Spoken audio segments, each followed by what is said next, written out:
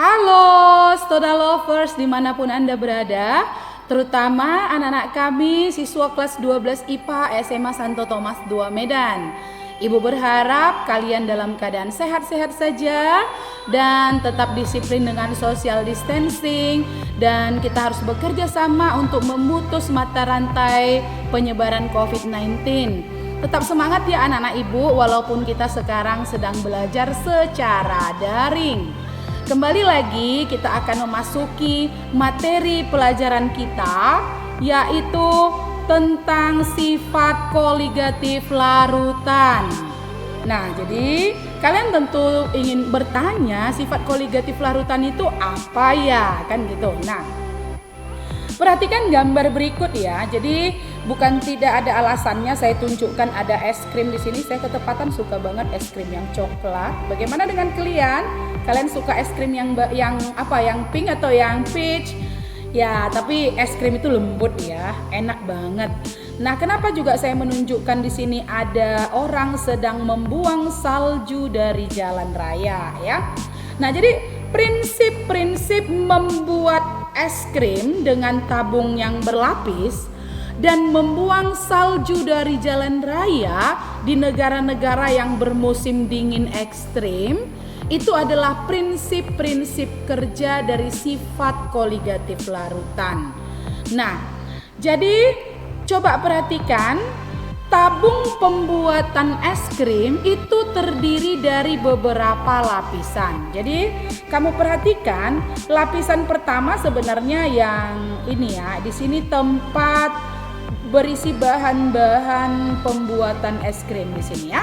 Sedangkan lapisan luarnya sebenarnya ini adalah berisi es batu dan garam. Nah, tentu kalian bertanya-tanya ya, kenapa lapisan tabung kedua itu berisi es batu yang dicampur dengan garam?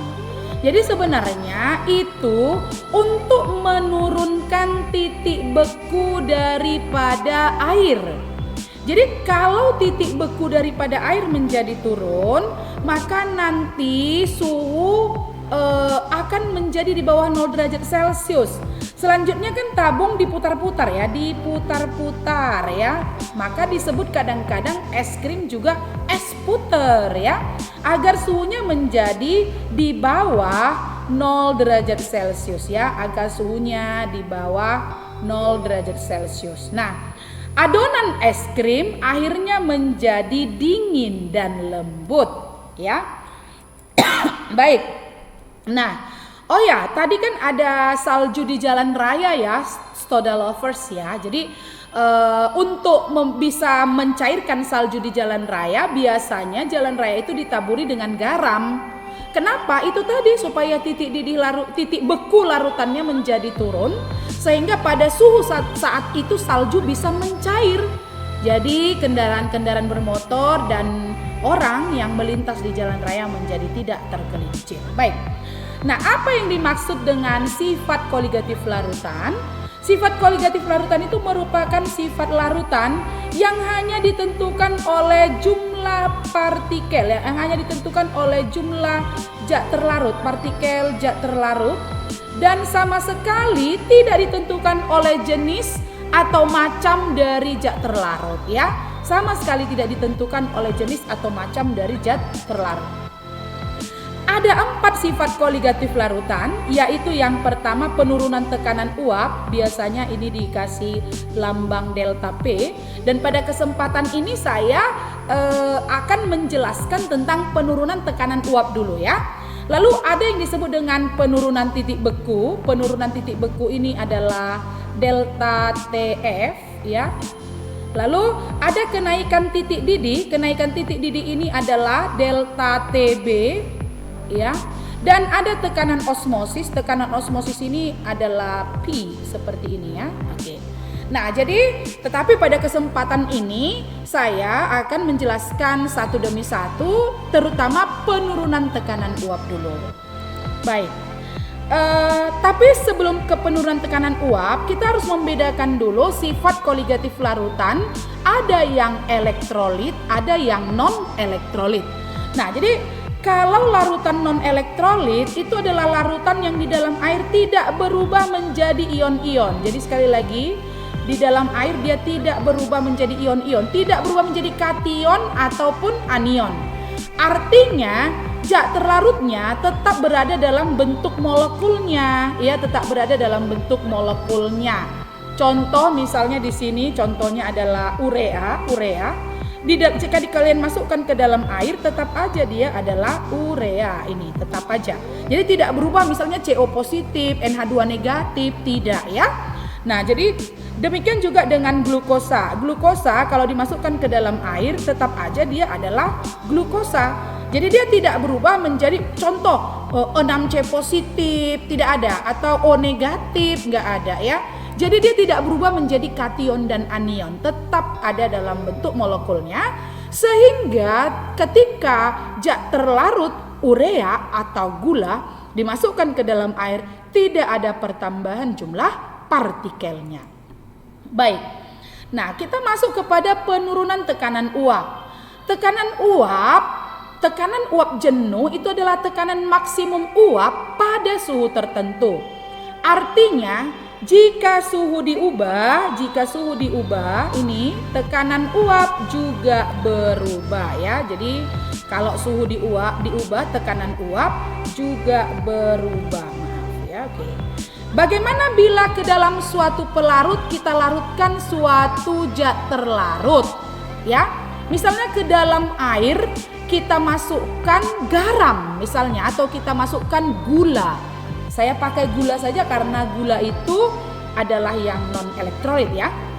Nah, tekanan uap akan turun karena adanya zat terlarut akan menghambat ya, dia akan menghambat penguapan dari zat cair ya. Jadi kalau kita masukkan gula ke dalam air, lalu air itu kita panaskan, nanti suhu yang dibutuhkan lebih tinggi untuk mempercepat larutan gula mendidih atau menguap daripada hanya air tanpa gula. Mengerti ya, saudara lovers ya? Baik. Nah, laut mati itu adalah contoh dari terjadinya penurunan tekanan uap pelarut oleh zat terlarut yang tidak mudah menguap. Jadi laut mati ini banyak sekali mengandung garam, saudara lovers ya. Laut mati ini banyak sekali. Ini adalah batu garam ya, batu garam. Dan karena adanya garam ini dengan jumlah yang cukup besar menyebabkan benda-benda itu gampang terapung di laut mati ini. Terapung ya. Nah, jadi kenapa bisa begitu? Karena banyaknya garam itu menghalangi penguapan. Baik. Nah, prinsipnya untuk menjelaskan tentang penurunan tekanan uap, maka kita bergerak dari hukum Raoult ya, hukum Raoult. Jadi menurut Raoult, tekanan uap jenuh larutan itu berbanding lurus dengan tekanan uap jenuh pelarut murni dikalikan dengan fraksi mol pelarut murni, atau ini delta P. Delta P ini sama dengan P0 kali XP. Nah, delta P di sini adalah penurunan tekanan uap. Delta P yang ini ya, delta P. Lalu P0 ini adalah tekanan uap jenuh pelarut, dan XP ini adalah fraksi mol pelarut. Baik. Nah, delta P adalah P0 kurang P ya. Jadi delta P itu adalah selisih antara tekanan uap jenuh pelarut murni dengan tekanan uap larutan. Ya, selisihnya ya. Jadi P itu adalah tekanan uap larutan ya. Nah, karena P adalah P0 kali XP, maka delta P itu sama dengan P0 kurang P0 kali XP. Jadi kan tadi P0 kurang P, sedangkan P adalah P0 kali XP. maka delta P adalah P0 dikurang P0 kali XP. Sehingga bisa kita peroleh delta P sama dengan P0 kali 1 kurang XP. Nah, karena XP tambah XT sama dengan 1, maka XP sama dengan 1 kurang XT kan saudara lovers ya. Sehingga diperoleh delta P sama dengan P0 kali XT. Bagaimana saudara lovers? Mudah kan, bisa dimengertikan bagian yang ini? Nanti kalau ada yang tidak mengerti, kita bisa bertanya di live meeting atau Zoom meeting di Google Classroom kita. Baik, sebagai contoh kita baca soalnya ya. Tekanan uap air pada temperatur 25 derajat Celcius adalah 23,76 mm Hg. Nah, kita diminta untuk menentukan penurunan tekanan uap jenuh jika ke dalam 90 gram air dilarutkan 18 gram glukosa. Glukosa itu C6H12O6. Nah, jadi airnya di sini diberitahu ya, air C12H1O16. Nah, kita jawab, karena penurunan tekanan uap jenuh itu sebanding dengan fraksi mol zat terlarut, maka dicari terlebih dahulu fraksi mol zat terlarut. Nah, jadi untuk mencari fraksi mol zat terlarut ini ya, kita cari dulu MR dari C6H12O6 itu 180. Tentu saudara lovers tahu kan caranya, yaitu 6 kali AR dari C tambah 12 kali ARH tambah 6 kali ARO. Semua AR-nya ada di sini ya, ada di sini. Oke. Baik. Lalu MR dari air adalah 18. Maka coba perhatikan, untuk mencari mol dari C6H12O6 ya, mencari molnya kita pakai rumus ini, gram per mr ya. Lalu kita masukkan yang 18 tadi, glukosa tadi adalah 18 ya, ini 18 gram glukosa tadi. Kita masukkan ke sini 18, oke. Lalu per mr daripada glukosa ini 180 ya, MR-nya 180, maka kita dapatkan, kita peroleh itu 0,1 mol ya. Nah, setelah itu kita cari mol dari H2O juga dengan rumus yang sama, yaitu gram per mr ini. Lalu kita masukkan massa si H2O tadi, lihat di soal itu sama dengan 90 gram ini jadi soal, oke. Nah, kita masukkan dia 90 per 18 sama dengan 90 per 18 sama dengan 5 mol ya. Oke, kita dapatkan hasilnya 5 mol ya. Oke. Nah, maka fraksi mol daripada glukosa bisa kita cari dengan mol daripada glukosa per mol glukosa tambah mol air. Ini sudah kita pelajari waktu kita belajar tentang molalitas dan fraksi mol di pelajaran sebelumnya ya. Nah, lalu kita masukkan mol masing-masing untuk mencari fraksi mol glukosa, yaitu 0,1 tambah 0,1 tambah 0,5, maka kita peroleh hasilnya 0,02 ini ya. Lalu kita masukkan ke rumus delta P sama dengan P0 kali X, atau ini X adalah fraksi mol dari C6H12O6, yaitu 23,76 mm Hg. Ini tadi adalah tekanan uap dari pelarut, tekanan uap air ini, 23,76 kita masukkan kali 0,02 fraksi mol yang kita dapatkan tadi, maka kita peroleh hasilnya 0,48 mm Hg. Jadi penurunan tekanan uap jenuh larutan adalah 0,48 mm Hg. Gimana Stoda Lovers bisa mengerti tentang contoh soal pertama ini? Ibu yakin kalian bisa, karena kalian adalah anak-anak yang luar biasa. Oke? Kita lanjut kepada contoh soal yang kedua. Tentukan tekanan uap jenuh larutan yang mengandung 12% massa urea. Urea itu CONH22 kali jika tekanan uap jenuh air pada temperatur 30 derajat Celcius adalah 31,82 mm Hg.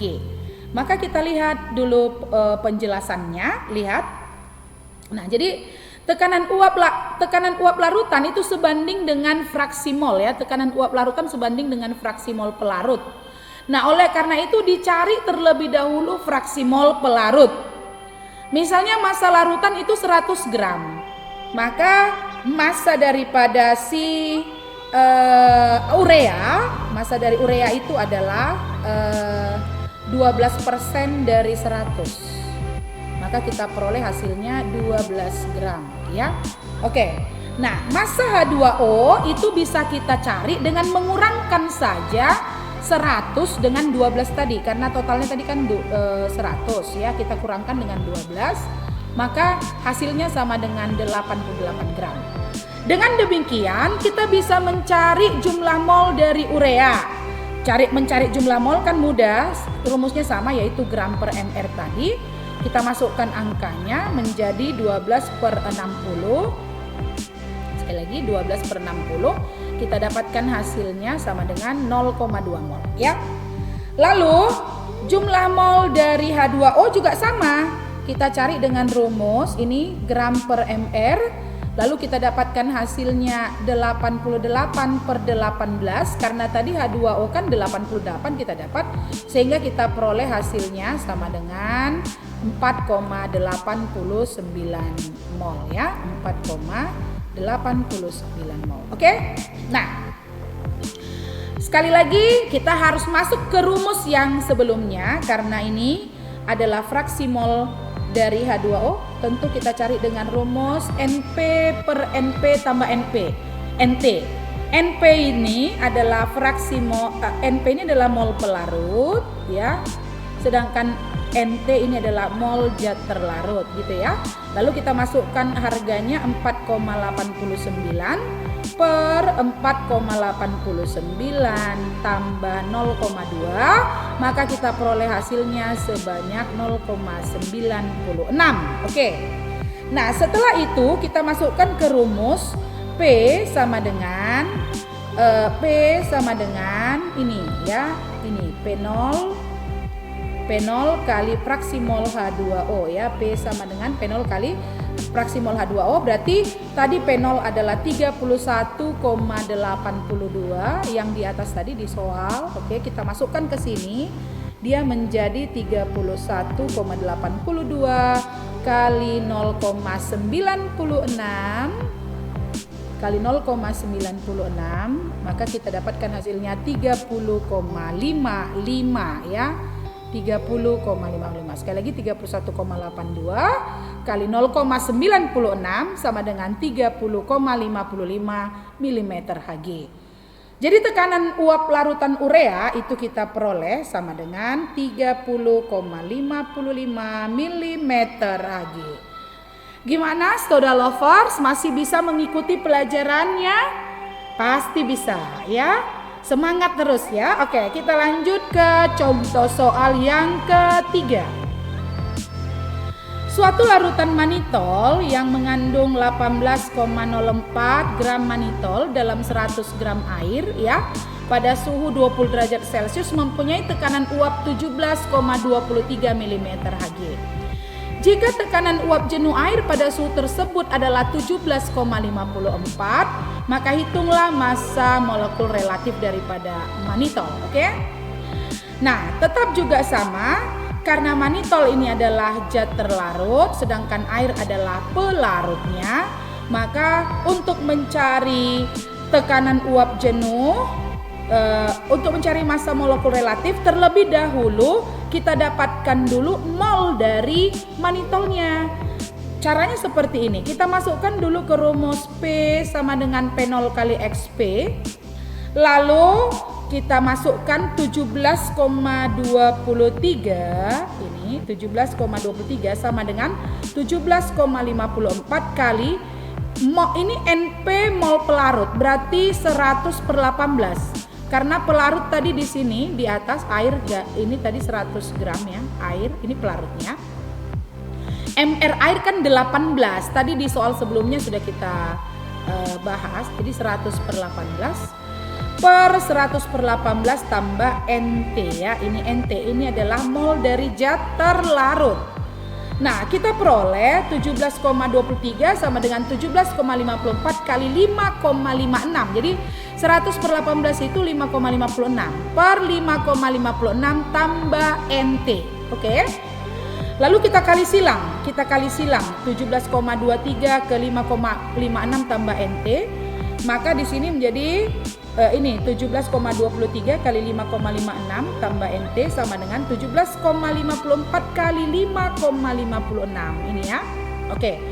Sehingga kita peroleh ini 17,23 kali 5,56 itu hasilnya adalah 95,8 ya. Lalu 17,25 NT kali NT sama dengan 17,23 NT. Sekali lagi 17,23 kali NT itu adalah 17,23 NT. Maka diperoleh sama dengan 97,523. Ini perkalian dari ini ya, perkalian dari ini, oke? Lalu 17,23 NT itu sama dengan 97,523 kita kurangi dengan 95,8 karena dia ada di ruas kiri. Jadi kalau positif di ruas kiri, kalau kita pindah ke kanan menjadi negatif. Maka 17,23 NT sama dengan 1,723. Sehingga kita peroleh NT sama dengan 1,723 per 17,23 kita peroleh hasilnya 0,1. Oke? Nah, jadi karena ini adalah mol zat terlarut, maka bolehlah kita cari N-nya atau mol daripada manitol. Jadi mol di sini sama dengan gram per mr ya, gram per mr ya. Sekali lagi, mol di sini adalah gram per mr. Oke. Nah, jadi kita peroleh 0,1 sama dengan 18,04 per mr. Maka kita dapatkan dengan perkalian silang mr-nya sama dengan 18,04 per 0,1. Maka kita peroleh hasilnya 180,4 gram per mol. Gimana Stoda Lovers, masih bisa mengikuti? Saya yakin Anda masih bisa mengikuti karena Anda adalah anak-anak yang luar biasa. Baik,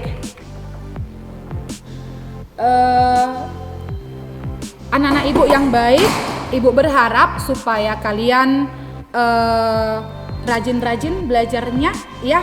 Nanti mengenai contoh-contoh soal akan saya sampaikan di Google Classroom kita. Jadi tetap semangat, dan kemudian kalau kalian membutuhkan bimbingan, kalau ada pertanyaan yang tidak bisa kalian jawab atau ada contoh soal yang kalian temukan tapi kalian belum masih ragu atau tidak yakin dengan jawaban kalian, kalian boleh mendiskusikannya dengan ibu, boleh dengan grup WA atau mengirimkan pertanyaan kalian dengan memfoto dulu lalu kirimkan ke Google Classroom forum, atau boleh juga dengan voicemail, boleh. Nanti saya akan jawab pertanyaan itu dengan voicemail saya juga, lalu saya kasih coretan-coretan jawabannya yang saya buat di kertas ya. Jadi terima kasihlah atas perhatian kalian semua. Mudah-mudahan pelajaran tentang sifat koligatif larutan yang pertama ini bisa kalian mengerti. Ibu yakin bisa mengerti kok ya. Nah, jadi dan bisa kalian lanjutkan dengan berlatih contoh-contoh soalnya ya. Terima kasih atas perhatian dari anak-anak yang baik. Tetap semangat Stoda Lovers dimanapun Anda berada. 12 IPA yang saya kasihi, Tuhan memberkati. Bye-bye.